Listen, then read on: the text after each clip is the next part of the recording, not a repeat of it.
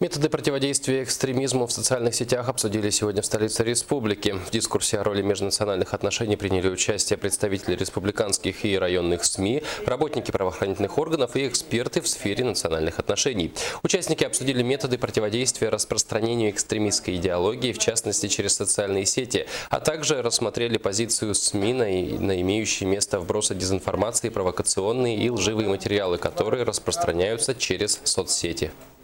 Очень большое значение имеет средства массовой информации и особенно новые технологии, вот, например, технологии как интернет, WhatsApp, социальные сети. Иногда бывают вбросы негативной информации, так называемые фейки. Средства массовой информации должны это знать, должны чувствовать, и журналисты, распространяя особенно важную информацию, например, о межнациональных отношениях, о каком-то экстремизме и так далее, всегда должны учитывать благо общества. То есть не должно быть в нашем многонациональном обществе, в многонациональной республике каких-то намеков даже на межнациональную рознь.